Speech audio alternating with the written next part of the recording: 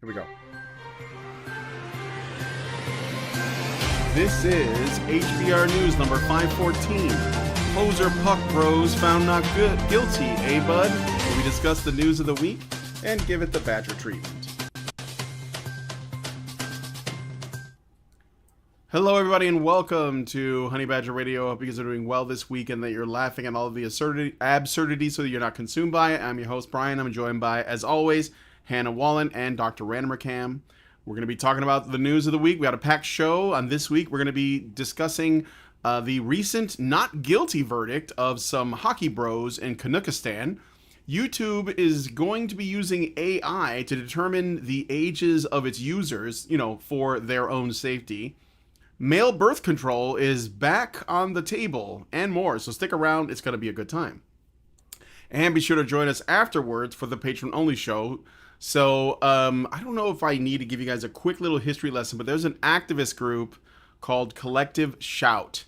And their mission is essentially to protect women and girls from media that is harming them, I guess. Like TV shows, movies, video games that are actually like hurting women in the real world by existing, and something has to be done about it. Now, if you've been following the ever-evolving Gamergate 2, or just continuation of Gamergate because it never really ended, you might know that Collective Shout is an Australian group.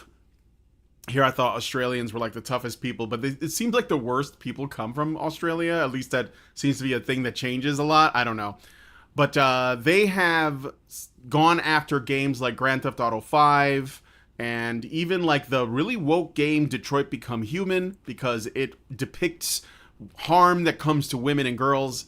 And so now they have come for Valve, which is like the company that makes the Steam platform, which is essentially most people's go-to gaming store at this point, because the Xbox and PlayStation are dying as well. Well, Nintendo's hanging in there, but anyway, they're going after them, and they're using the pretense of some, let's say, not safe for work video games that are on Steam to go after payment processors like Visa and MasterCard, telling them they have to deny, they have to do something about the Steam platform. And so I thought we would go to the Collective Shout website to see how many feminist buzzwords are on there.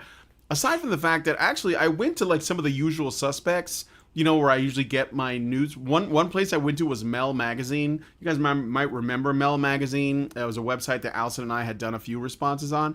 Apparently, they don't exist. Magazine was interesting because they had all kinds of things to say, except and it gave examples from everybody's work, except when it came to me, and they took one half of one sentence from one video, and their entire characterization of me came from that. Great journalism.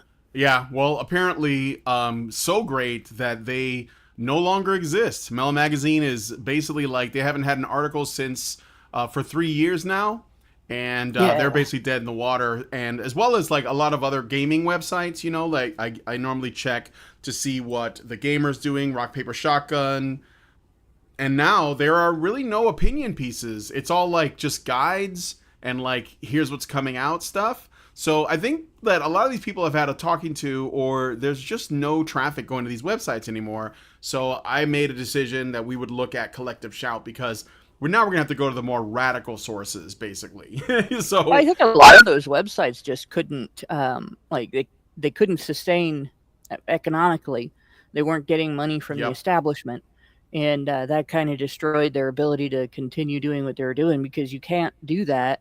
You can't run a site like that and keep content coming out on a regular basis if you have to work for a living.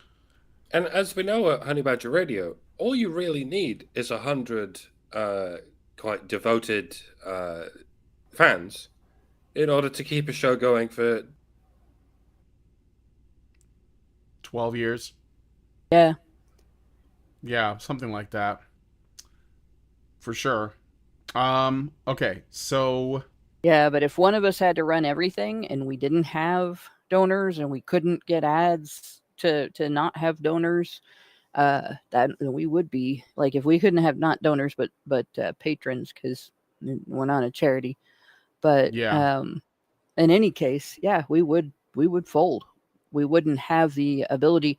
I'd be back on Breaking the Glasses, where I haven't made a post in years, or at least I haven't made a post more than a post a year for a few years. Yeah.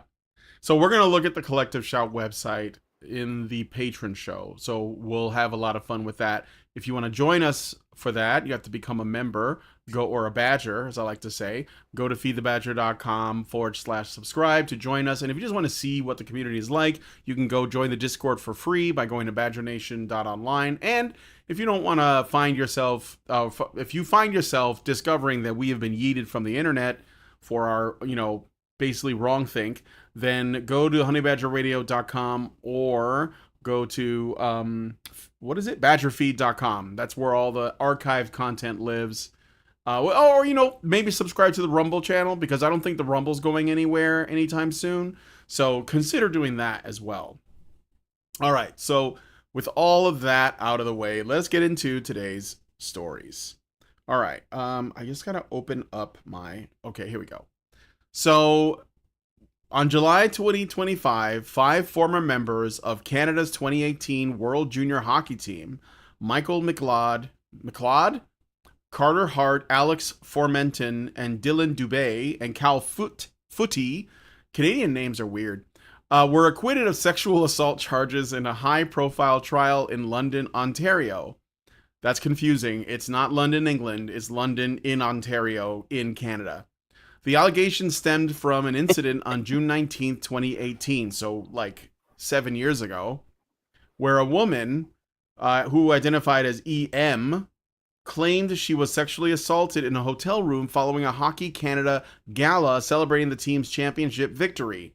EM alleged that after consensual sex with McLeod, other players were invited into the room without her consent, leading to a group assault. The case, which sparked national debate about hockey culture and consent, ended with Ontario Superior Court Justice Maria Caroccia ruling that EM's testimony was not credible or reliable, and the Crown failed to prove the charges beyond a reasonable doubt. The trial, which began in April of 2025, was marked by complexity, including a mistrial and 2 dismissed juries, ultimately leading to a judge-only verdict initially investigated by London police in 2018. The case was closed without charges in 2019, but reopened in 2022 after EM's $3.5 million lawsuit against Hockey Canada was settled out of court, prompting public outrage and scrutiny over the organization's handling of sexual assault allegations. Defense lawyers argued EM's inconsistencies, supported by surveillance footage and 2 videos showing her appearing to consent, I wonder what that looked like, undermined her claims. The acquittal left EM devastated, with her lawyer Karen Bellemhuer, I think that's how you pronounce it, criticizing the justice system, while the players' legal teams called the verdict a resounding vindication. The NHL stated the players remain ineligible to play pending further review, highlighting ongoing tensions about accountability in hockey culture. All right. The statement "men rape" is not false.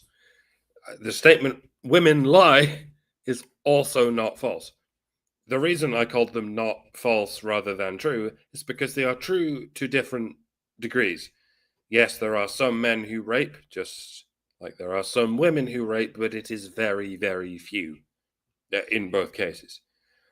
And yes, there are some women who lie, just like there are some men who lie. And in both cases, it is, I'm going to say 99%, with an error margin of 1%. Everybody lies, is what I'm saying. That is just about the truest thing we're capable of saying. But not everybody lies about rape. In that context, everybody lies about little things, like, did you do your homework, or do you love your kids? Little white lies that don't hurt anyone. But it takes a special kind of someone to tell a lie to the police, to file an official lie, one that can ruin lives and will ruin lives. Now, some might say that women are in some way wired to tell these lies, in a way that men are not. And yes, that is certainly arguable. Deception is very much an evolved trait. That's what camouflage is. Lies are like an abstract mental form of camouflage. And it's very possible that one sex would evolve this trait more than the other. But either way, just like we have consequences put in place in the event that a person is sociopathically violent, we should have consequences in place for when people are sociopathically deceptive. But we don't. Not when it comes to women lying about rape. The pervasive wisdom is if we show leniency to these false accusers, they are more likely to confess to their lies. But that doesn't appear to be working. The fact that they know they can lie and get away with it is why they are lying in the first place. It's the same with any crime. If you let people get away with something, eventually they will do it. That's why Hollywood big shots rape so many children, because no one's stopping them. It's why so many 50 IQ desert monkeys keep invading the country and raping children, because no one's stopping them. No one's disincentivizing them to stop. And no one's disincentivizing women to stop lying about rape. In my humble opinion, we should. We should do that disincentivizing. They should go to prison for at least as long as, let's say, a kidnapper. Longer, actually. Violently kidnapping someone is bad enough, but deceiving a police force into violently kidnapping someone on your behalf on the basis of a lie is surely even worse. How could it not be? You're not just violently kidnapping someone, you're fraudulently inciting a mob to do it for you. A taxpayer-paid mob who ought to be tackling actual crimes. If anything, it's much worse than just doing the violent kidnapping yourself. A person who is capable of that much malice and that much wasting police time in the pursuit of malice is an extremely dangerous person. More dangerous than a kidnapper acting alone. Like, necessarily more dangerous. And if you're going to give women the power to do this, then it's only fair that you punish them for abusing this power. That's supposed to be the point of law and order. Some people cannot learn, and so we remove them from society. Some people can learn, and that's why we teach them that there are consequences to your actions, like being removed from society. Women, by and large, are never going to learn this if they are never given an incentive to learn it. So yeah, lock her up. Lock her up in a room with a wood chipper. I'm not saying put her in the wood chipper. Just leave her in a room with a wood chipper. Send a message. Is it running? No, it's just there. Or a room with a moose. The good old room with a moose. That'll work better, actually. All right, that's officially my advice. False accusers should be put in a room with a moose, and if they complain that they're getting battered to death by a moose, just don't believe them. The punishment fits the crime. All right, done. I have fixed society. You're welcome, everyone. Don't think me all at once. I appreciate the Canadian reference, too. Years ago, 13 years ago, maybe longer, when we first started talking about the enthusiastic consent narrative that feminists were promoting at the time. And in fact, I actually made a video about this. And it went pseudo-viral on Reddit.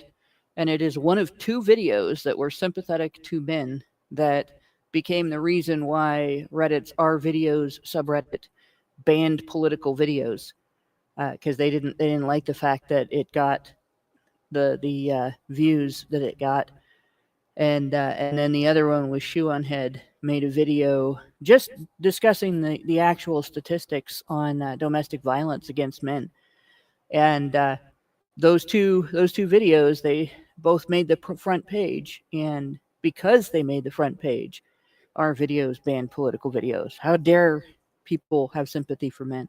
How dare that be popular, right? But what I pointed out in that video is that if women expect to have to be enthusiastic in order for their consent to matter, then they have no right to expect to be sought after by men, and they have no right to expect attention from men and sexual engagement from men if they're not overtly enthusiastic. Well, there's another aspect to this that we've been talking about for quite some time, and that is the fact that the enthusiastic consent narrative isn't about consent. And changing the standard on the crime of rape from mens rea, where the individual is, the accused is actually accused of violating the alleged victim against the victim's will and not just without consent. That was designed to facilitate false allegations. Right? The crime, it'd be like if the crime of theft was redefined to, if somebody charged you more than you thought you should have been charged for a good or a service, you could go to the police after you paid the money and say, I was robbed. And then they would have to prove that you really wanted to spend that much on that item. Right? That's essentially what feminists are saying in regard to sex.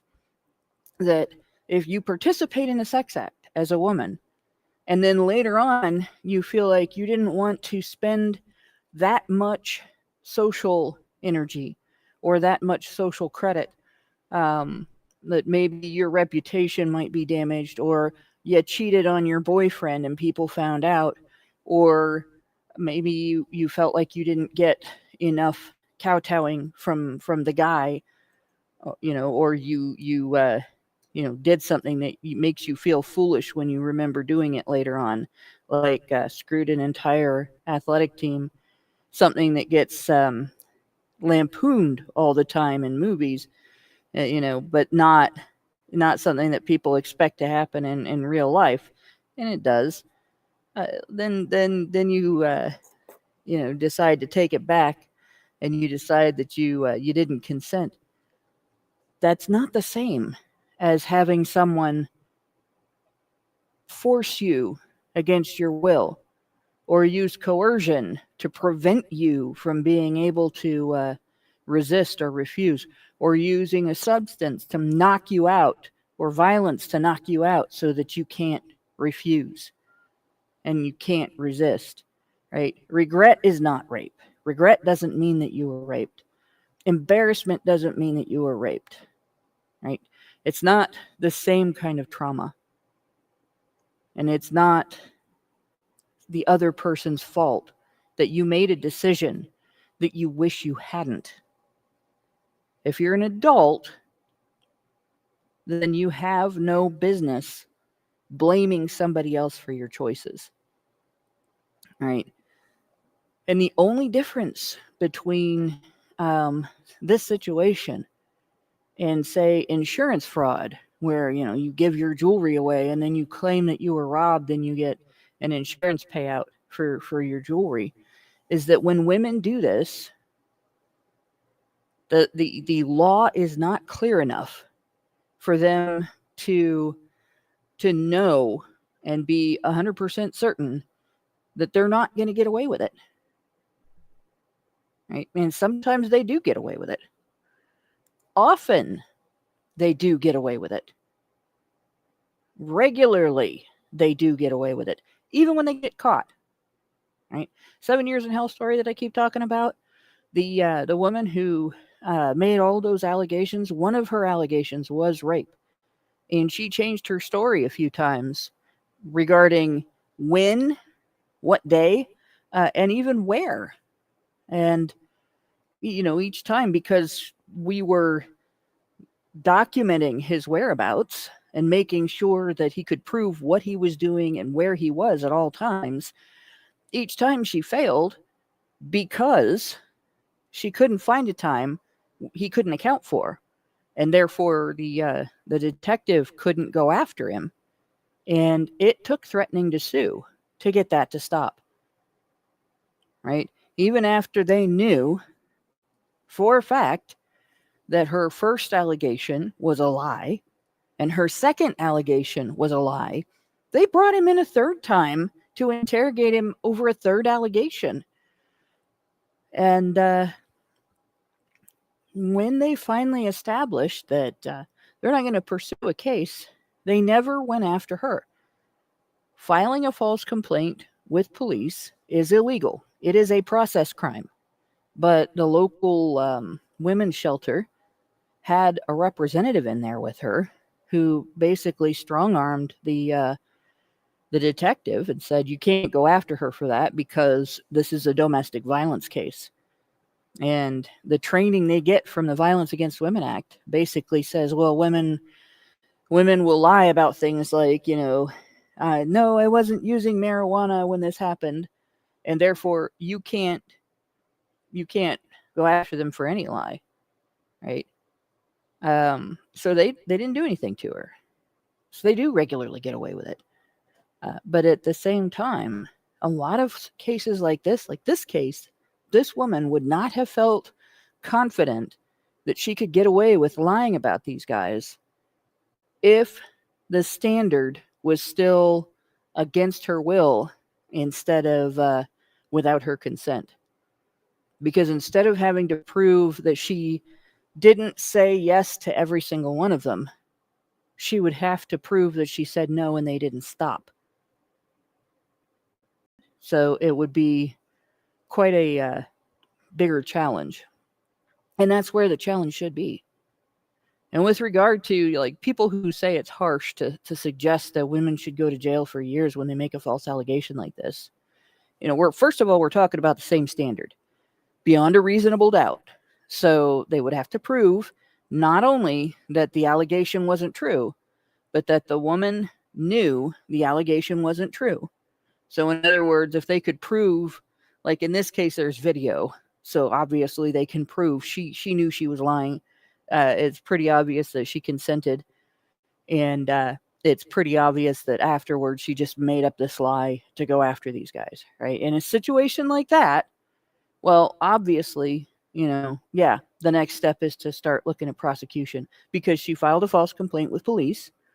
She lied to police during an investigation, and then she perjured herself in court. And those are 3 process crimes they could go after her for. If you did that because you wanted money for jewelry that you gave away to somebody, and you went after that person or your insurance company, and then it was proved that actually, no, you voluntarily gave away that jewelry, nobody owes you anything, you weren't robbed, and you're committing fraud, you'd go to jail for a long time. If you did that with any type of other crime, you could go to jail for quite some time.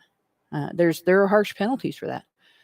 But if you commit a crime that is the equivalent of kidnapping somebody and locking them in a room and periodically taking them out and emotionally torturing them and putting them back, keeping them in there with, say, not to equate men with animals, but if you keep an innocent person in with dangerous criminals, it is a lot like locking someone up with a wolf or a bear, because in prison where there are violent criminals, there is violence, and it's pretty bad. You would be locked up for quite a long time for that, right? And if you don't equate it that way, think about it this way: if you're female and listening, right? If your ex-boyfriend went into a bar and hired a bunch of guys to come around to your house and harass you, and then eventually kidnap you and lock you in a room with a wolf or a bear, and then parade you through maybe the community in a humiliation ritual, and actually slander you online, defame you online in a public way, and that anybody could access, with lies made up about you and so on. It'd be, if he did it himself, it'd be harassment, kidnapping, assault, and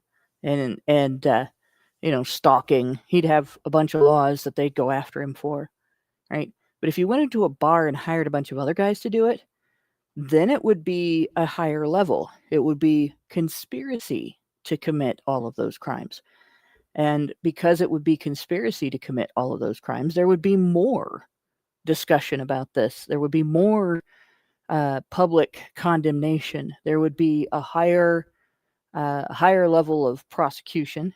There would be longer sentencing, and all the guys he hired would get in trouble too. So when you go into a police station, the only difference is that those guys have qualified immunity. They can't get in trouble. But what you're doing when you lie to police and say a man did something to you that he didn't do, and your goal is to get him arrested, interrogated, jailed, and convicted, imprisoned for the long term, placed on a sex offender list, put on the news as a sex offender, and so on. What you're doing is the same as if your ex walked into a bar and hired a bunch of guys to stalk you and harass you, kidnap you, put you into a room with a dangerous animal and keep you there, and humiliate you in public, defame you online. Like that is what you are guilty of when you lie to police about rape. So it is not unreasonable for somebody to suggest that if you do that and you get caught and you're proved beyond a reasonable doubt to have known that they didn't do what you said they did, that you're not traumatized, you're embarrassed, or you're angry, or you have some other thing that you think you're going to gain, you should go to jail for 20 years or more. And the idea that this is misogynistic because women do it more often is essentially a form of entitlement on your part. If you're female and you're offended by the idea that getting caught lying to police about being raped should get you sent to jail for 20 years for the equivalent of conspiracy to commit all of those crimes, it's because you feel entitled to wreck somebody else's life, to do significant damage to that individual and all of the people around him with impunity. Yep. That's pretty shameful. So I have seen on X, for the record, the conversation I've been seeing around is people who are not in this part of the internet, just like random people on X, discussing whether or not the penalties for false allegations of rape and sexual assault should result in sentencing or prosecution similar to an actual rape or sexual assault. And obviously it's too early to tell whether that's going to go anywhere, but all I will say now is that it is good that that is actually on the table for discussion by people, right? I mean, these things, they always start off as like people just talking about ideas and they're spitballing things. And I'm seeing this more and more. And even women, even women are like, yeah, that there should be a penalty because this, destroys people's lives. Like the people that I've worked with that work with veterans that have been accused and they have been discharged, go to jail, no trial, no nothing. They have mothers, they have sisters, they have, relatives who also feel like that, there should be some kind of consequence because like the way it is now, it could be like a misdemeanor. Maybe it's like a slap on the wrist. So when you don't have strong penalties for this kind of behavior, you're going to get this kind of behavior. So I'm encouraged by that. I think that that's a good thing. And as far as this particular case goes, the wheels of justice move slow. I'm glad that things shook out the way they did. It's a shame that it took so long. And I think ultimately this woman, she did something that she found shameful and embarrassing, and she lied about what happened to cover it up. It's a tale as old as time. You know, a woman does a one night stand with a guy. Maybe she cheats on her boyfriend. Maybe she does something she didn't, that she thought was a good idea at the time, but felt bad about it afterwards, and regrets it, and then says, you know what I'll do? I'll just say it was rape. And they do that, and it destroys people's lives. And that, I mean, we have to like have some kind of take some kind of stance on this morally, and for the sake of justice. So, like I said, I'm glad these guys won out. This is a win in my opinion, and yeah, it's good. It's good news. So let me I got a super chat. If you guys want to send any super chows, you know where to go. feedthebadgers.com/just the tip to send us a super chow. But you can send super chats and rumble rants, and I'll read those as well. So Master Rowe gave us $2 and says Hannah, and then has like I don't know, like a happy face and a heart emoji. So thank you for that. What else? Let me see. Yeah, so that's basically the main thing. I just wanted to say. You guys basically like said everything else as usual. So we're just gonna move on from there. Let me know what you guys think about this one in the comments. Okay. So I'm gonna have to address a couple of things here because I'm Okay. seeing some tropes. One of them is the rapists get away all the time trope, and the other one is the liars make it harder for real victims trope. And I'm gonna put the kibosh to both of those right now. All right, if you're gonna put somebody in jail for years and years for a crime that they're accused of, solid evidence should be the standard, not somebody's word. Right? Not an accusation, period. And Yeah. so there should always be evidence required beyond the accuser's statement to prove a rape. And there should always be evidence required to convict somebody of lying to police. And the evidence that somebody is lying to police is evidence that disproves the lie, not just failure to prove the lie. And the same thing should be true of consent. Right? There should be, or rather, refusal. There should be a need to prove that a refusal couldn't or didn't happen in order to convict a person of rape, not just failure to prove consent. There should have to be proof that this individual overrode the alleged victim's will, and both of those have been destroyed by the feminist narrative. The idea that you can accidentally rape someone by failing to understand whether they consented or not, like that's rape is a brutal crime. It is violent. Failing to understand somebody's communications is not violent. And if you're going to punish somebody as if they committed a violent crime, that should require that they committed a violent crime. The standard for that should be that you prove that individual did something violent, not that individual has to prove that they didn't do anything wrong. Right. So, that's all your tropes are meaningless in the face of that. You should not be locking somebody up for years for failure to communicate properly. Yep. All right. So anyway, let us know what you guys think about this one in the comments. We'll move on to the next story. So Danville, this one kind of flew over our heads last week, but Mike J was basically put it on at my attention, so we're gonna go ahead and cover it. A Danville City Council member is currently in unknown condition after a maniac wielding a flammable liquid set him on fire. City Councilman Lee Vogler of Danville, Virginia, is reportedly still in the hospital after being attacked last week. A man, later identified as Shotzi Michael Buck Hayes, that is quite the mouthful, entered Vogler's office and confronted him. He eventually doused the Republican lawmaker with the flammable liquid before both men left the building, where Hayes then lit Vogler on fire. Voller was soon airlifted to a hospital where it was revealed that he had suffered burns over 60% of his body, but was predicted to survive. Hayes fled the scene, but was eventually arrested by police blocks away from the scene of the crime. Hayes is being charged with attempted first-degree murder and aggravated malicious wounding.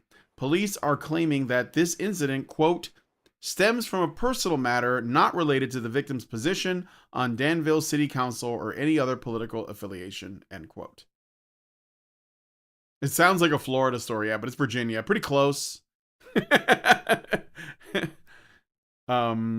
Yeah, it does sound like a Florida story. Yeah. I don't know what I guess it may not be political, but it is very strange. And we don't know much about the attacker, Michael Buck Hayes. It sounds like he's like a, I don't know, like in a gang or something. It sounds like a gang name, but But they're all very white names, so we're good with that. Yeah. I just can't imagine this. And I don't have much for this, but I'm reminded of that time a couple of months ago when we learned about the conviction of an Australian woman who doused a man in gasoline and lit him on fire over a matter of quote unquote misogynistic comments.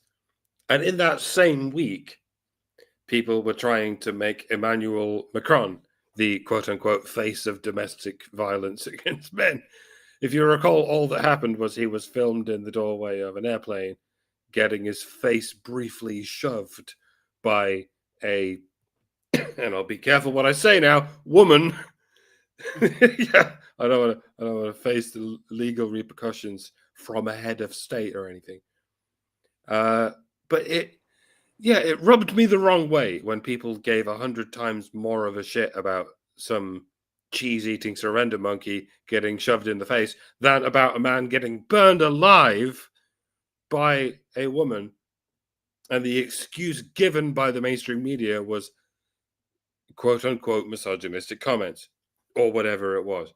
And pardon my pancreas, but that strikes me as something that defense lawyers come up with in a stretched attempt to justify a completely senseless crime. They probably, her lawyers, that probably sat there with her for hours going, why did you do this? Why did you burn a man alive? And she just went, because he's a cunt. The fact you even want from me, cunt. But eventually one of those lawyers remembered that trick they always do. Did he, as a man, make you, as a woman, feel harassed, distressed, or alarmed? Yes, he did, actually. He said men are men and women are women. I'm pretty sure that's transphobic and therefore misogynistic. And that's why the only media outlets that even presented that story presented it as because of misogynistic comments. Like, a woman burned a man alive because she hates men so much that she doesn't even see them as human beings who don't deserve to be burned. Like, a man gets burned because of misandry. And once that story is spun through the media, it becomes a man gets burned because of misogyny. To bring it back on topic, society seems to be finding more and more reasons to burn men alive, either autonomously in the case of the Free Palestine crowd, or secondarily burned for any reason. It's okay to burn men alive now. A similar thing happened in the Middle Ages, didn't it? And Yeah. history likes to pretend that it only happened to women, but it didn't. Given what we can now experience, we can ascertain that it happens far more often to men. It's just that nobody gives a shit. So they pretend it happens to women, so as to justify continuing to do it to men. Round and round we go, punishing men in the worst possible ways, the most agonizing possible ways, while we pretend that it is only women who are punished in such a way. I am sick.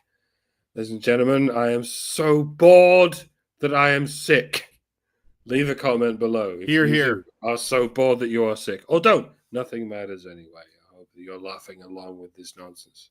Well, I'll point out I'll bounce off of Mike here. I'm going to point out some fallacies that people have been, because I've heard a few things like this before, and then I'm going to hit the fallacies because I don't like them. All right. The first one is that the fact that something a bigger crime happened doesn't mean that we ignore small crimes. Right? They're not necessarily equally important, but they're still important. And it doesn't mean that somebody should get away with it if they do an act of abuse that is something that a man would be condemned for in public. And, everybody's like, yeah, but look at this much worse act of abuse. It's not a big deal that she did this. Yeah, it is. It's just a bigger deal that this other woman set a man on fire. And both big deals deserve attention, and both big deals deserve a legal response.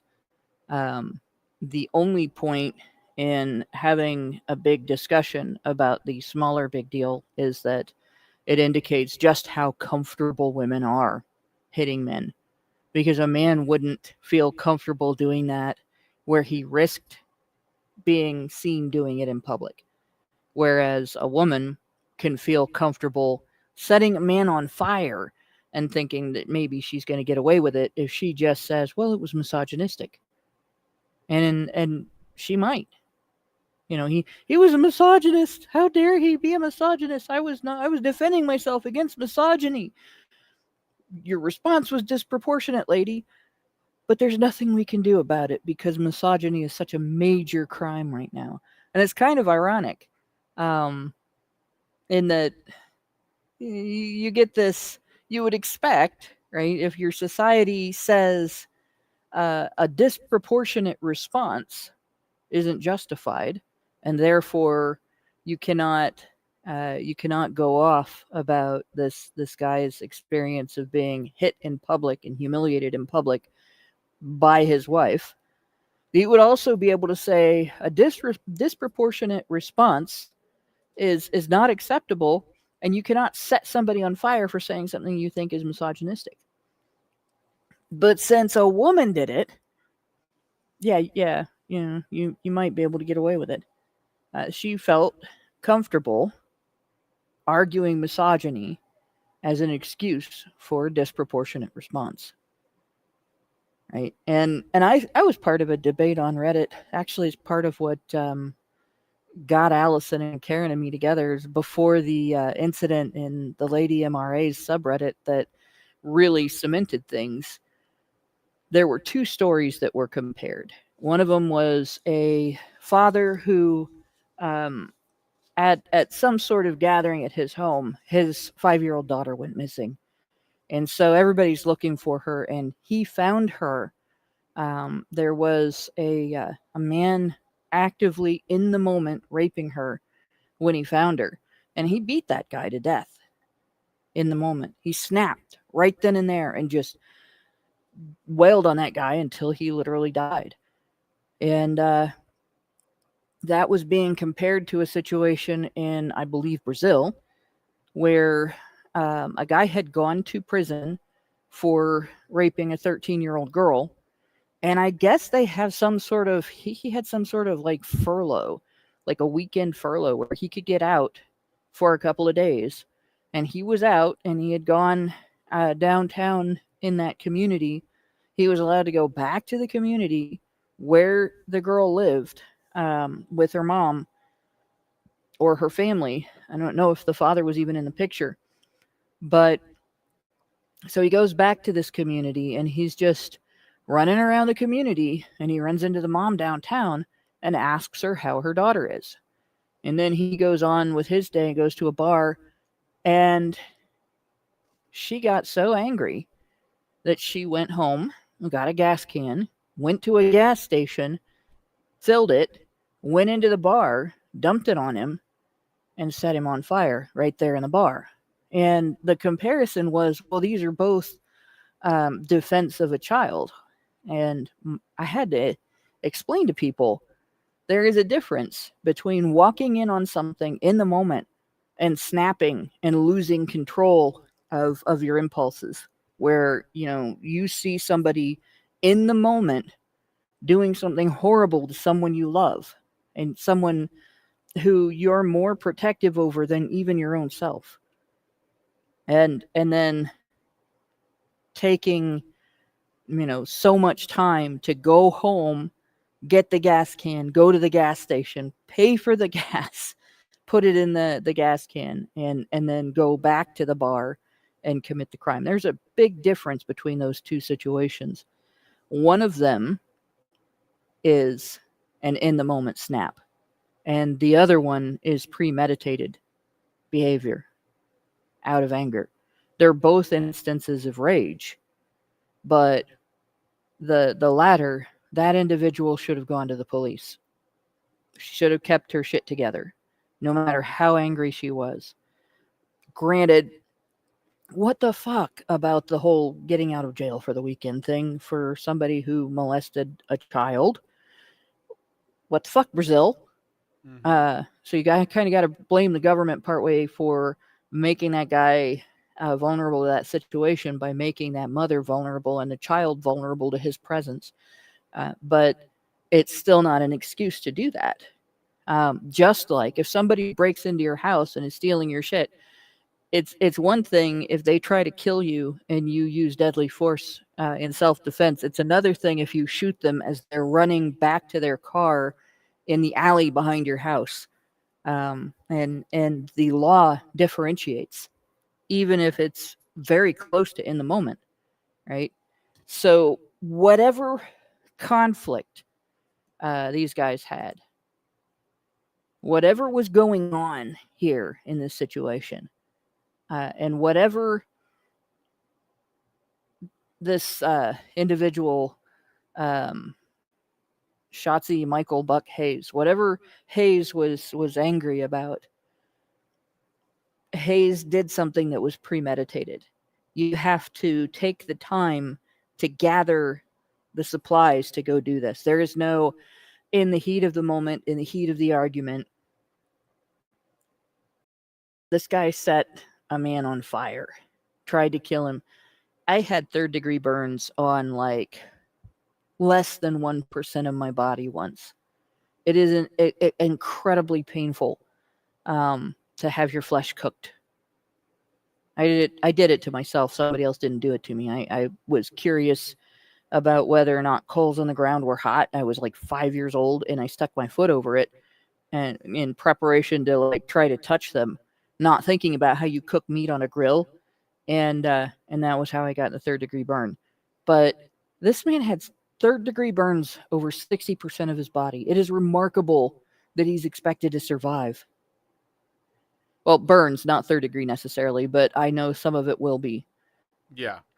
And it's just, it's actually a miracle that we're able to save somebody in that situation, because years ago we weren't. But the suffering that he is going to go through, like my heart goes out to him, because that is incredibly painful, and the recovery is incredibly painful. And then when it starts to be less painful, it starts to itch. And the itching is worse. It's torture. You can't scratch it. You can't touch it. You can't numb it. There's nothing you can do but just sit there and itch. Kind of like if you've ever had a sunburn that was healing and it just itched like crazy, but if you scratched it, it hurt, right? Only imagine if bits of your skin would come off when you did it and there would actually be raw tissue underneath. It's just absolutely horrific. Yeah, not fun. Right. And then the only way they can treat it is with, if anything where it's second degree or worse, if that skin comes off, if they can't heal the skin that he has, then you're in a situation where you have to have skin grafts, and that gets expensive. The medical treatment's going to be expensive. The hospital stay is going to be expensive. And on top of that, any time he has to spend off of work is also going to be expensive. So while he's going through all that pain and all that suffering, he has to worry that he is not going to get better. No, this is not the same guy. Marin says, didn't he molest a kid? Not that we know of. The council member, we only know that he was attacked. But the reason I brought up the other case is because I don't care what he did, right? And I'm saying this as a kid that was a person that was molested as a kid. A disproportionate response is a disproportionate response. She wasn't punishing him, for the molestation. He went to jail for the molestation, right? She was punishing him for not being miserable and for talking to her. That's why she set him on fire, right? And in this instance, the Danville City Council member who was set on fire was probably set on fire because Hayes wanted him to do something or didn't like something that he did, and he didn't obey. He was probably set on fire for being disobedient. But this is a case where a man who is probably the breadwinner for his family is going to have to worry about losing his home, losing his job. We don't know exactly, how bad the damage is to his body. He will have health problems from this for the rest of his life. He will have absolute difficulty going out in the cold. He will have difficulty dealing with water. He will have difficulty keeping his skin undamaged in future situations. And he will also have emotional trauma from this that's going to be harder for him to talk about because he's a man. For people saying there's no disproportionate response to molestation, yeah, torture is a disproportionate response no matter what the crime. You can suggest the death penalty, and that's debatable, but torture is always wrong. There is no excuse for torture. No matter who you are, no matter what the individual did, that's not justice. That's just you taking out your rage. And doing that does make you a bad person. But in any case, and again, like I said, I'm saying this as an individual who was victimized. If a victim can actually recognize that the perpetrators are still people, and maybe they're too dangerous to allow to live. Well, we have a system. We have a system in place. Yeah, human beings. So human beings do terrible things, and we can be better if we are regular law-abiding citizens. If we are not just as bad as they are, we can be better than to resort to temper tantrums instead of just outcome. A just outcome is fair for everybody. But when you respond with a temper tantrum because you're so upset about what somebody did, that's essentially you lowering yourself to their level, or worse, because you're actually lowering yourself to a more violent, more barbaric level if you set someone on fire because you're mad. Right? We don't engage in cruel and unusual punishment, not because we think that people who did terrible things are somehow deserving of lenience, but because we think that people who haven't done terrible things should remain people who haven't done terrible things. And I think most of the people who advocate a terrible response like that are people who have never faced or perpetrated violence in their lives. It's ugly, painful, and if you have a heart, it's traumatic to do something violent to another person. And I'm a person who's done that too, right? I've broken other women's bones. Well, in self-defense. Oh, I'm gonna finish this. Okay. In self-defense, but the sound never gets out of your head. You still remember that for the rest of your life. Occasionally, I still have nightmares about the fight. All right?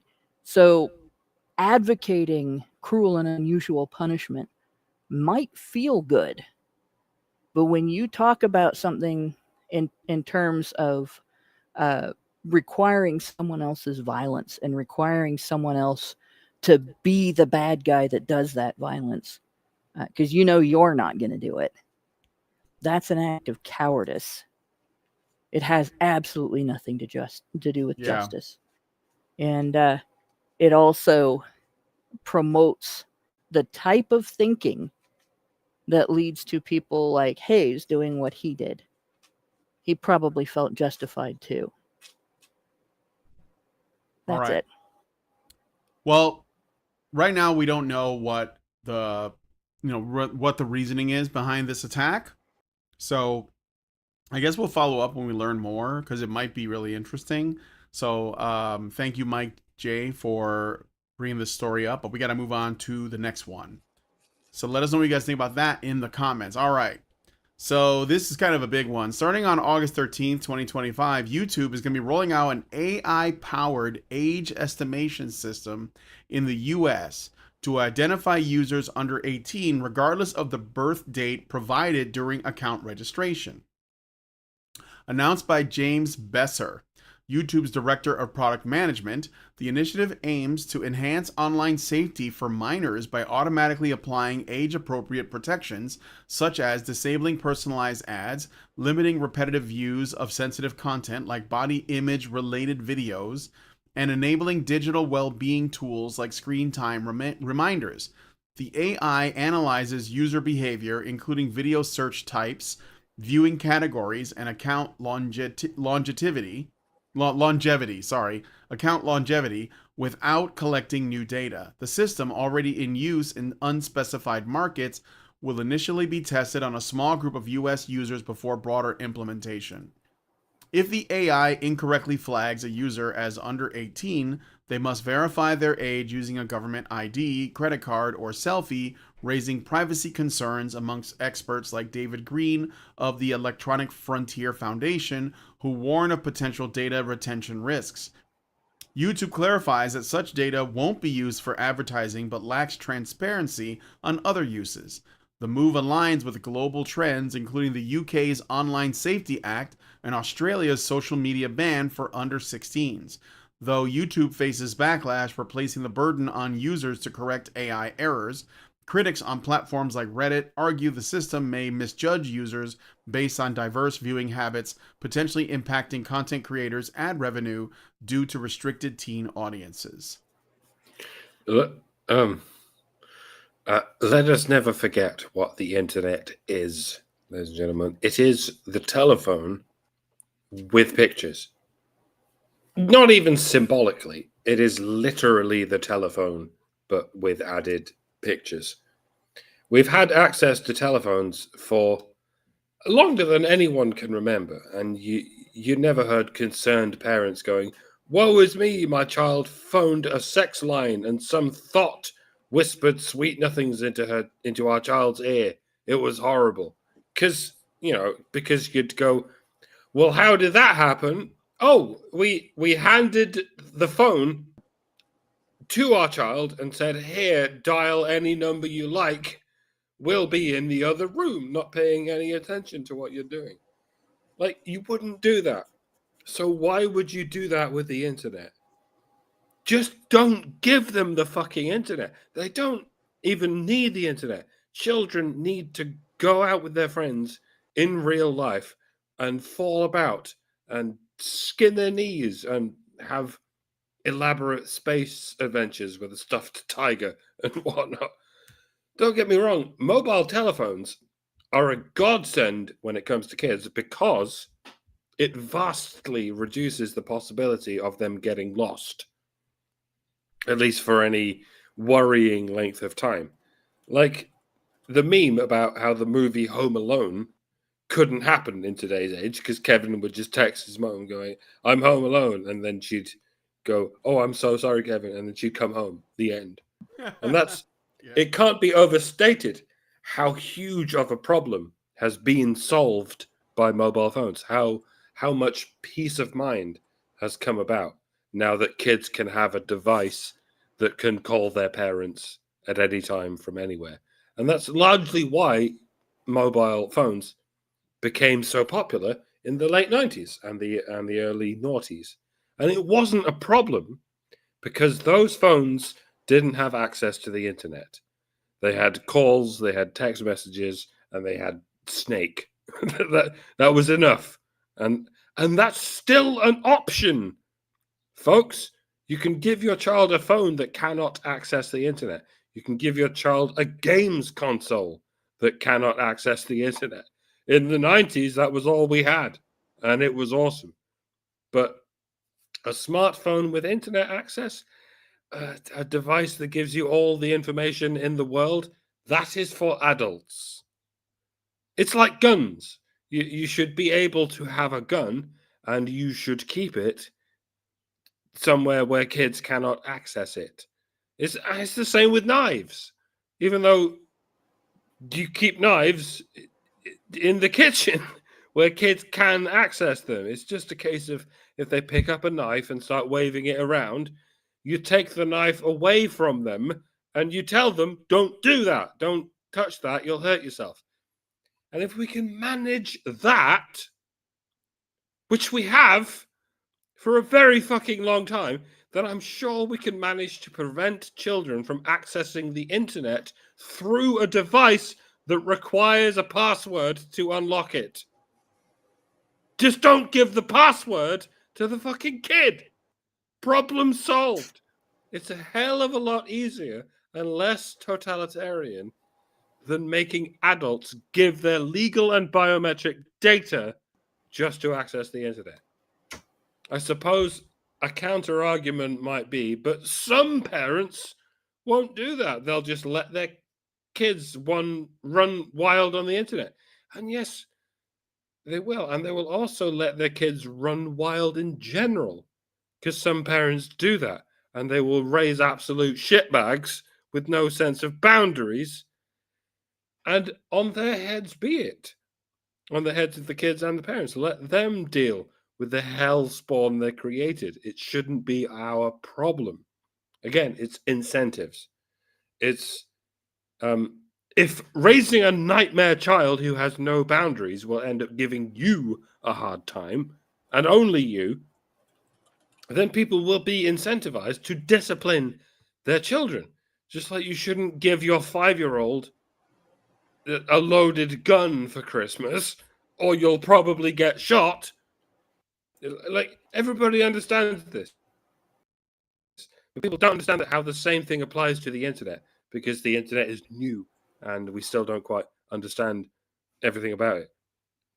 A further counter argument might be, but if so much as one child is allowed access to a smartphone, they can find online pornography and then show it to all the other children. Well, you're not going to fix that with these janky ass attempts to make children prove they're not children. Children are really good with computers, like naturally. It's kind of scary, actually. They can figure these things out in seconds that a boomer would be forever flummoxed by. The only way to keep kids away from the internet is not to give them the internet. I know that sounds difficult, but it's not. They're kids. They don't know what you don't tell them. It's really quite simple. Of course, it all becomes more complicated when you send them to school and you severely increase the likelihood of encountering that one kid who has a smartphone with porn on it. Well, I think you can anticipate my advice there. Don't send your kids to school, especially state school. It is a wretched hive of scum and villainy and government propaganda. There you go. Problem solved. Homeschool your kids. It's never been easier to homeschool your kids now that we have, ironically, the internet.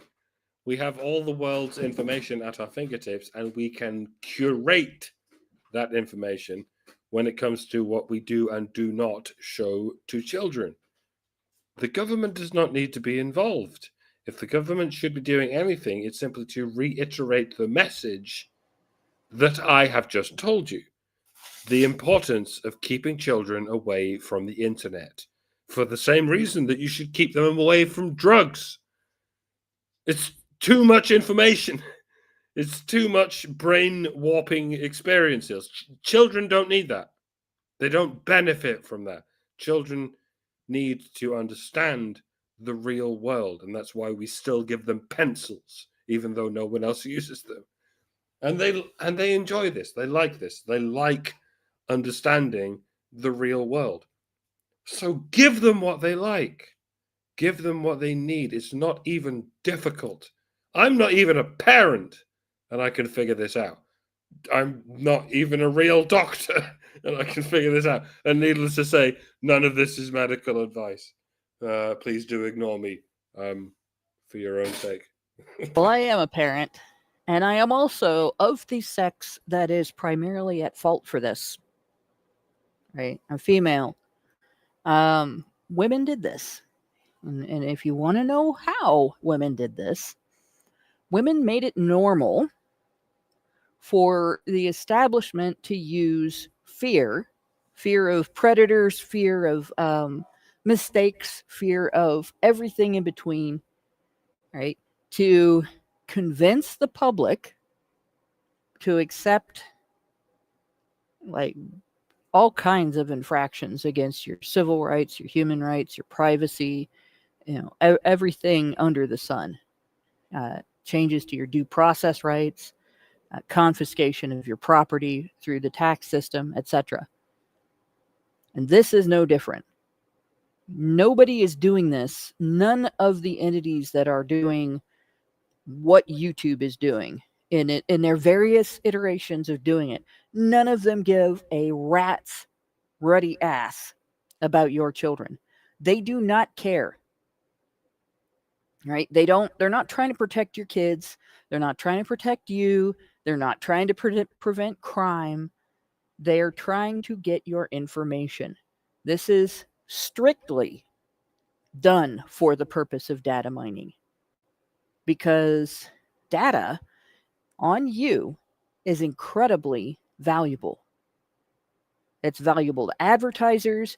It's valuable to thieves. It's valuable to your government. And it allows more control over you and how you spend your money. That's the only reason behind any of this. And there's all kinds of evidence proving that.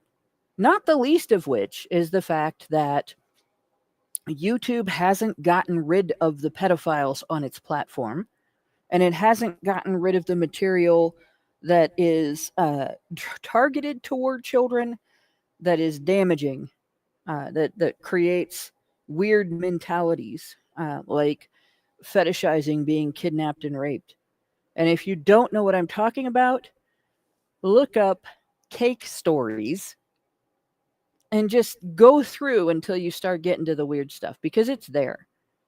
And it's if you watch one of those videos and you picture being a parent, checking over a child's shoulder to see what they're watching on YouTube, but the kid has headphones on, so the parent can't see or can't hear what the kid is hearing. They can only see this cake decoration video.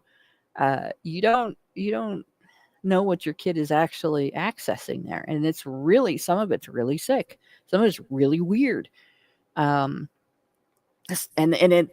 so many of those videos that are just like normal, funny stories or weird stories, or that are not scary weird shit, that when the kid finds the ones that are, if you've watched a couple of, my sister and I were in the store when this Karen came in and did something stupid and she got her comeuppance stories, then you think, oh well, the kid's learning social skills, and you don't hear the story where the teenager talks about getting kidnapped and raped, and the kid is listening to that. So yeah, they still have all that shit on their platform. They still have videos where the parents have posted a kid going swimming or some other thing where they're in a bathing suit, or they're posting their kids dancing around. Look, this is so cute. And then in the comments, it's all pedophiles making comments about the kid's body and stuff like that, and networking with each other, which is really bizarre. That stuff hasn't been, they don't got rid of that stuff. But they do want your ID. They want your photographs because, data breaches don't exist. They want your driver's license because, data breaches don't exist. And they want all of your social media to have that. Yes, Albatross, stuff like Elsagate. Like, when my kids were little, they were old before I let them listen with headphones. We had discussions about what it was okay to hear and see without, giving mom a heads up or dad a heads up. Hey, this is kind of weird. I just ran across this thing. It's kind of weird. And, one of my daughters, when she was 16, was contacted by somebody that she thought was a family member of one of her classmates, and he was saying some pretty inappropriate things. She ran into a predator. Turns out that he was an area predator, and we were able to send the cops directly to his house, and so that was good. But if we hadn't had all those discussions, and there hadn't been years of no access without parental supervision and discussion about what's safe and what's not, and parent-child interaction to ensure that the child is defending him or herself against these kinds of things by going back to mom or dad and saying, hey, this seems kind of hinky. What's going on here? That guy might have had access. It would have been terrifying to think of if we hadn't prepared her by the time she was 16 to defend herself in that situation by seeking help. And this is what parenting is. You do stuff with your child. You don't set your child aside and go do stuff without your child while your child just wanders the internet.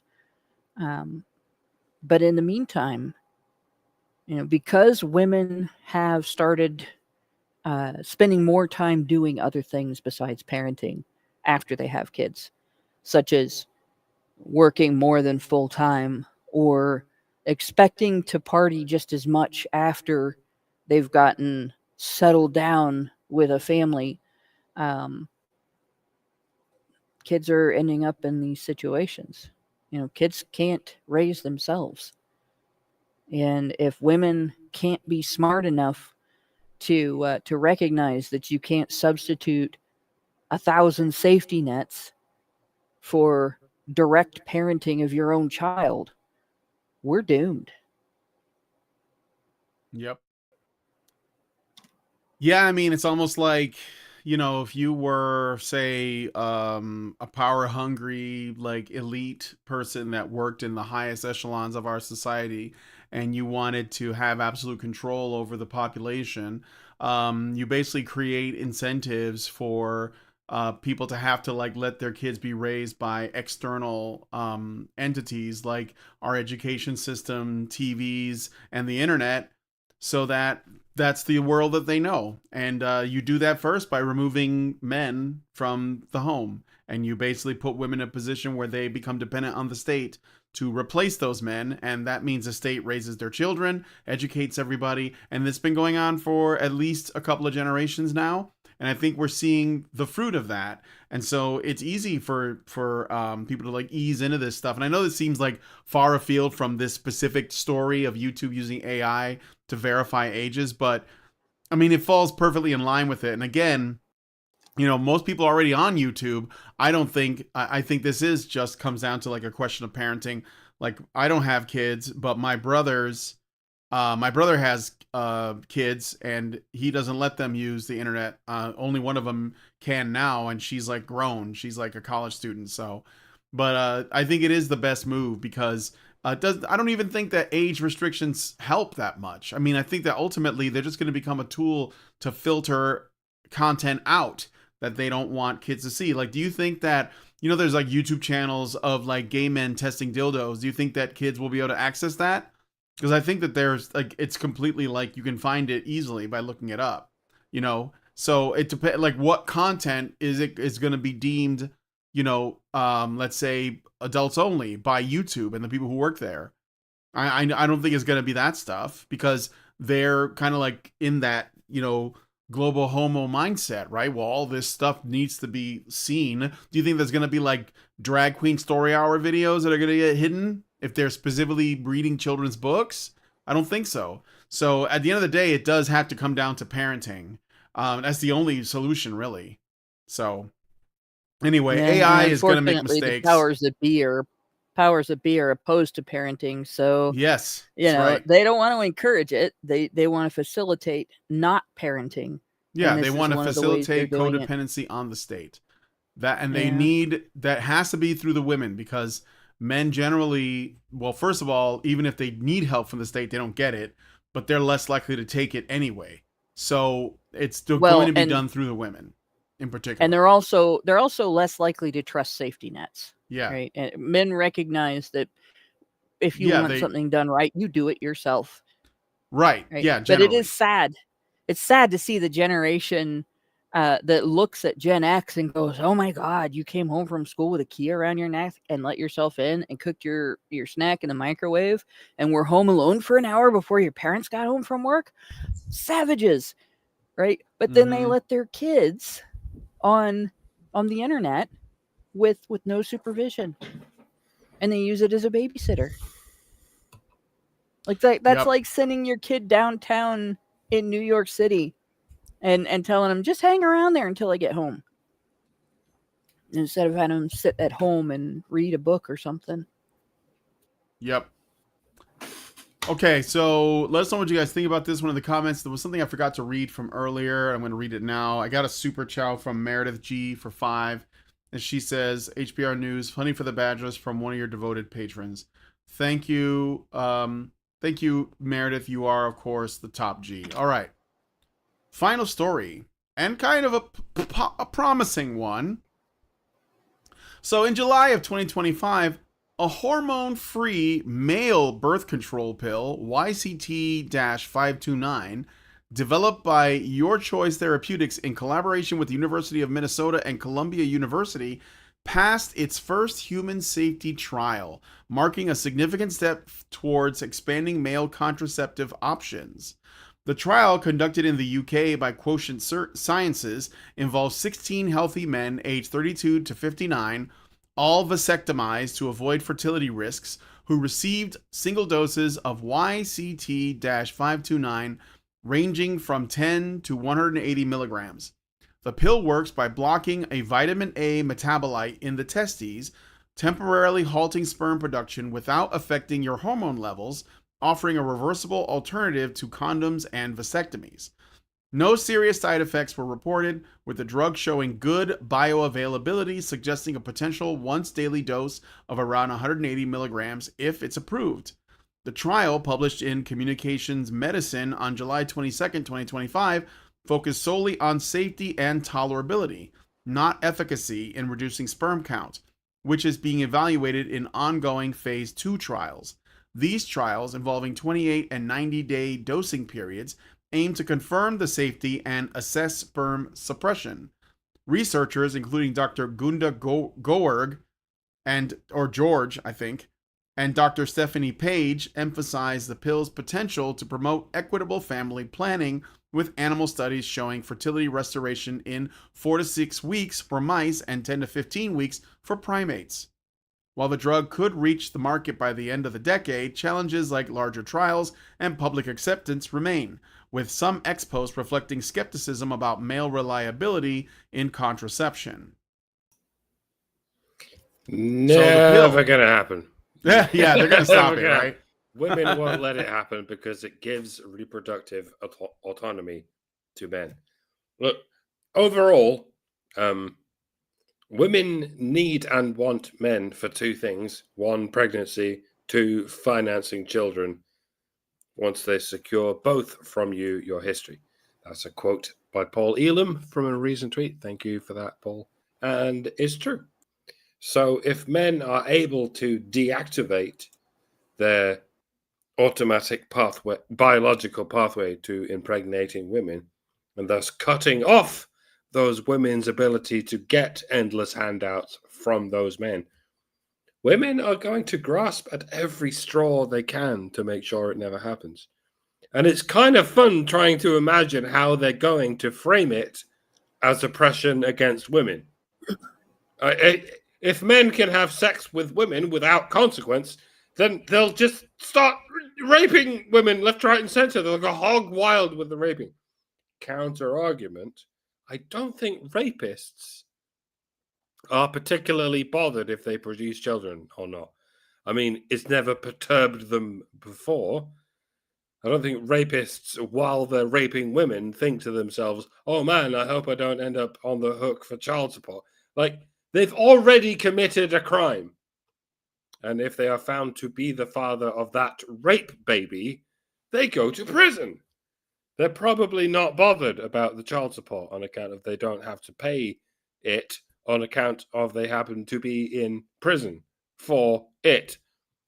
Rapists probably aren't going to use the male pill, is what I'm saying. Just like female rapists who rape men in the hope of getting pregnant aren't going to use the female pill. It makes sense. That's what I'm saying.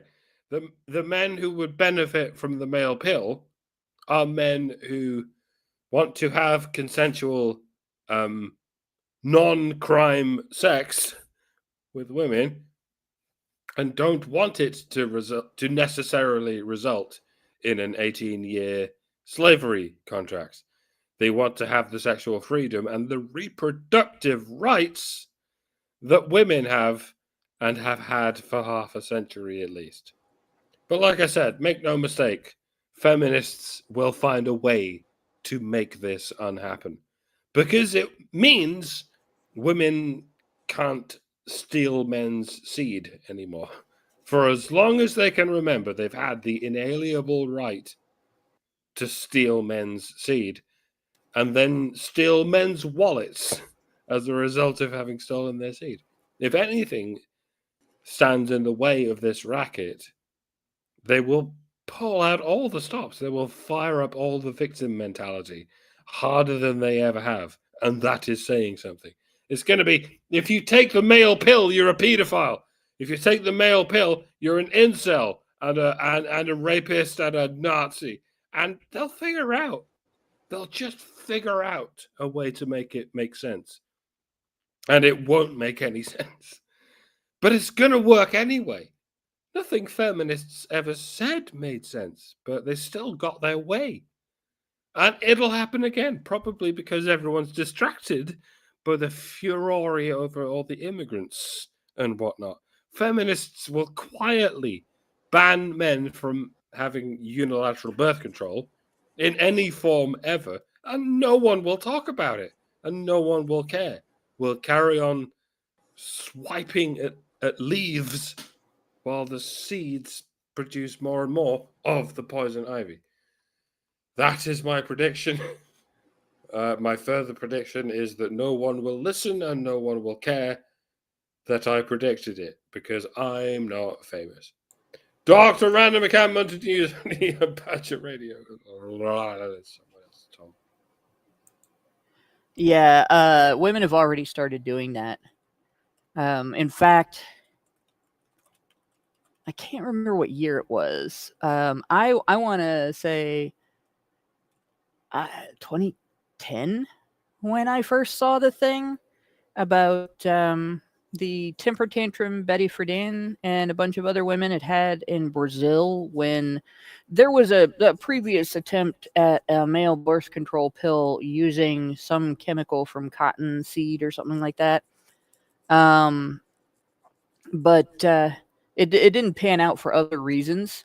But at the time that it was being promoted, like they showed up at one of the talks that the scientist was giving about his method and chanted no male pill, no male pill. And their reason was because it took reproductive control away from women.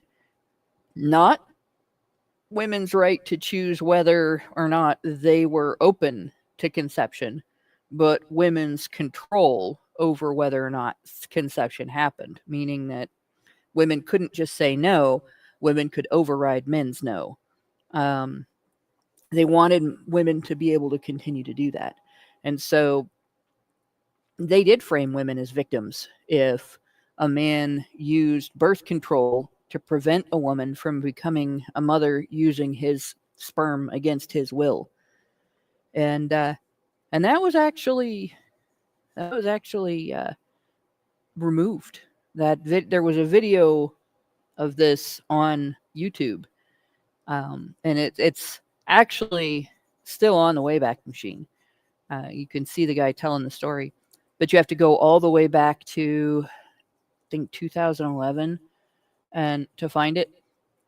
You used to be able to archive YouTube videos on the Wayback Machine, and it used to use Flash Player to play them.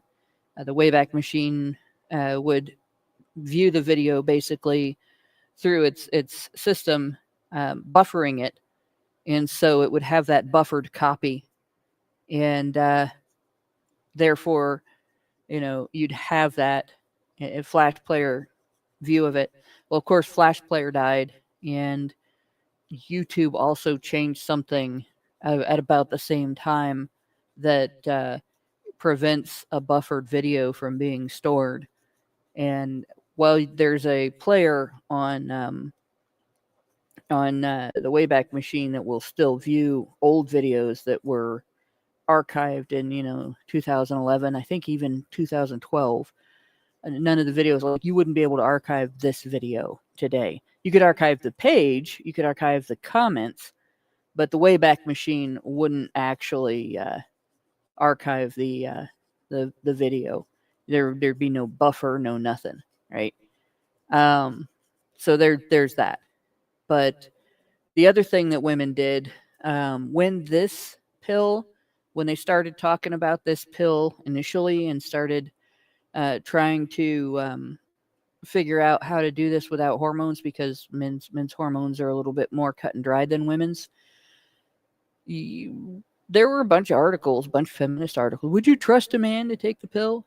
And they false framed it as, if he's using birth control, she can't also use birth control. So it's one or the other, and therefore you can't have male birth control, because that should be something that the woman is doing and not the man. When in reality, there is no such truth there. That's not a real thing, right? Be like saying, well, if your partner eats dinner, you can't also eat dinner. Bullshit. If your partner wears pants, you can't also wear pants. Bullshit. Your partner using birth control doesn't prevent you from using birth control as well. It's not like they're both condoms. I don't know that you'd be able to double up on condoms, but you can certainly take your own pills, no matter what pills he is taking. And you can certainly expect condom use even if he's on the pill, right? And you can certainly add spermicide to your routine. You can certainly use spermicidal foam or film, or use, in addition to your own pills, you can use like a diaphragm or a sponge or a shot instead of a pill that, you don't have to go in. You don't have to take it every day. You go in once every 3 months and get it. There's a ton of things that you can do in addition to his birth control pill. So framing it like if he has access, you don't anymore is bullshit, right? The feminists did that. We went over articles about that just a few years ago on HBR Talk, where feminists were framing the idea of a male birth control pill as if it was taking birth control use away from women instead of in addition to. So, yeah, they're already doing that. But they're going to have a rough road to hoe if they're going to do that, because this isn't the only thing that's coming out. Right? Plan A is also it's in trials, and it's expected to come out next year. That is for people who are familiar. It's Vasogel. It's a contraceptive hydrogel that is injected into the vas deferens and it's good for 10 years. You don't have to take a pill every day.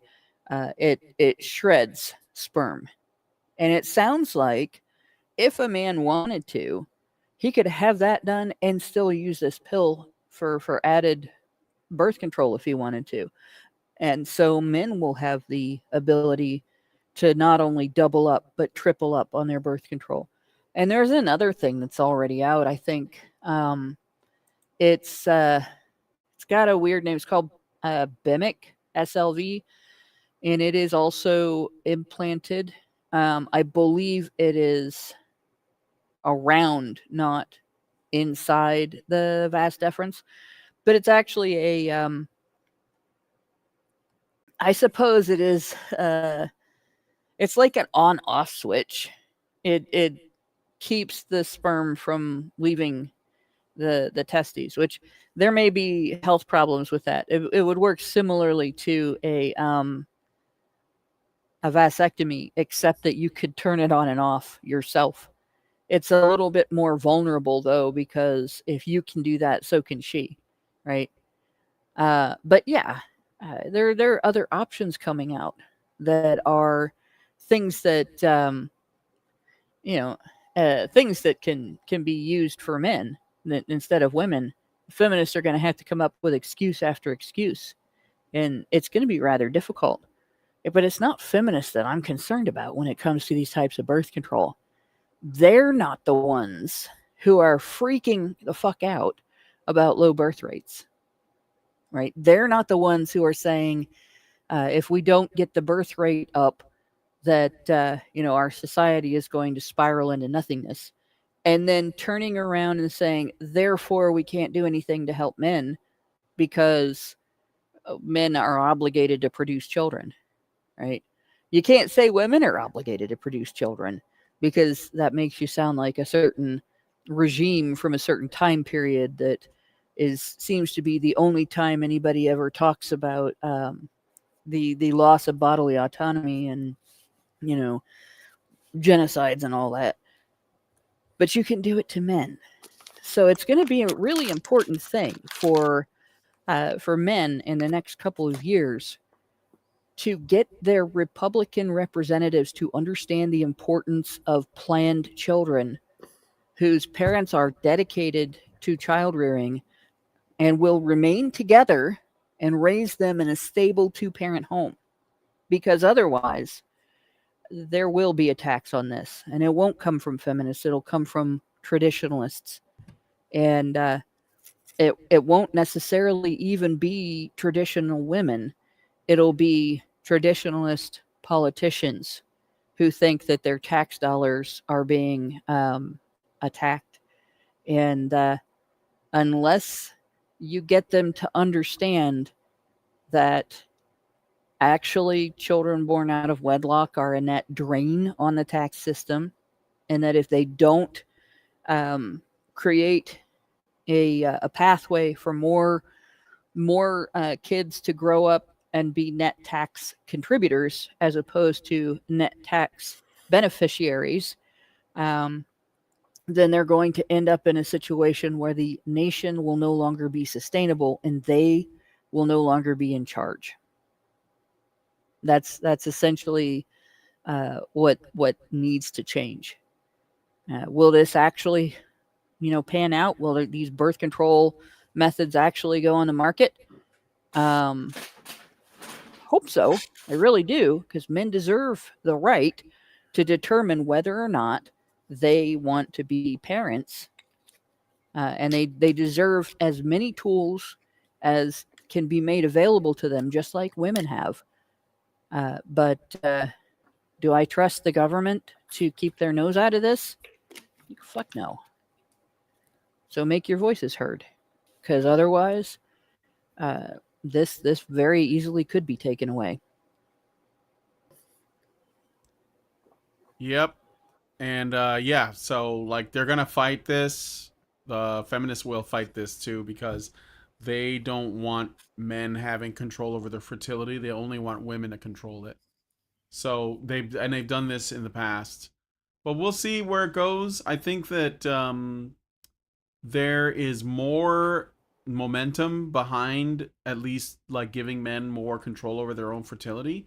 I think, frankly, if you can just like, you can just abstain, and it's, I mean, I know it's easier said than done, but it might be the safest thing. I think that the birth control pill for women has been disastrous on them, on their health, and It on our has. It's very society more dangerous. broadly, because they pushed it out without knowing what the effects were going to be, and now we're learning, and we've talked about this for a long time, all of the negative side effects of female birth control and how it messes with your hormones, and it's disastrous, really.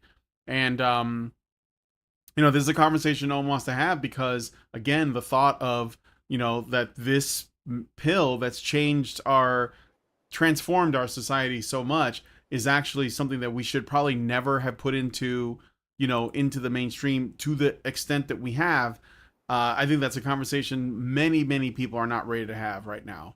And so I would say that for the male birth control pill, it sounds good, but I would caution against jumping on this right away, not necessarily because of the political resistance, but just purely like the science behind it. We have to understand that, like, we've all heard safe and effective before. So let's, like, you know what I'm saying? Let's approach it with a grain of salt, and make sure that we, know what we're getting into. And I think that men are perfectly capable of abstaining if it comes down to it, right? So, and I would suggest that as well, because one of the things that this pill does, and I got to wrap it up to this, but one thing that the male pill will do is I think it will cut down on paternity fraud, and this kind of like child support, things like this, because if a man can prevent a pregnancy himself, and I've seen instances where men have gotten vasectomies and women have accused them of impregnating them, and the women did not know that those men had gotten vasectomies. And then like it would come out later, it's like, no, I couldn't possibly have gotten you pregnant because I had a vasectomy, and it turned out to be some other guy because she's like sleeping with multiple dudes, right? So I think that ultimately, before anything even gets into the picture that is like a pill or a contraceptive of whatever type, you ultimately as a man do have control over your fertility, just like any woman does. And I'm saying that men have a lot more to lose from an accidental pregnancy, I think. So I would say that this is good news, because ultimately it's a conversation about how much men's fertility matters in this whole mess. And I think that's really the main takeaway. But anyway, let us know what you guys think about this one in the comments. And we're going to wrap it up here. We're going to look at this website for Collective Shout, which is a feminist organization that is interested in censorship across the board in the name of protecting women and girls. And this is the thing, like there's always this pretense of safety that is used to restrict people's freedoms, because you can't have absolute safety without essentially like, removing liberty on some level. So we're going to look at their website. If you want to join us for that, go to feedthebadger.com/subscribe and join us in the Discord. If you want to see the Discord for free, you can check it out by going to badgernation.online. Hopefully we will see you guys there. But for now, thank you guys for coming on the show. Thank you to Hannah and Mike for joining me. If you guys like this video, please hit like, subscribe if you're not already subscribed, hit the bell for notifications, leave us a comment, and let us know what you guys think about what we discussed on the show today. And please share this video, because sharing is caring. Thank you guys so much for coming on today's episode of HBR News, and we will see you next Tuesday. Men's rights activists are machines, dude. Okay? They are literal machines. They are talking point machines. They are impossible to fucking deal with, especially if you have like a couple dudes who have good memory on top of that too. Holy shit, you're fucked.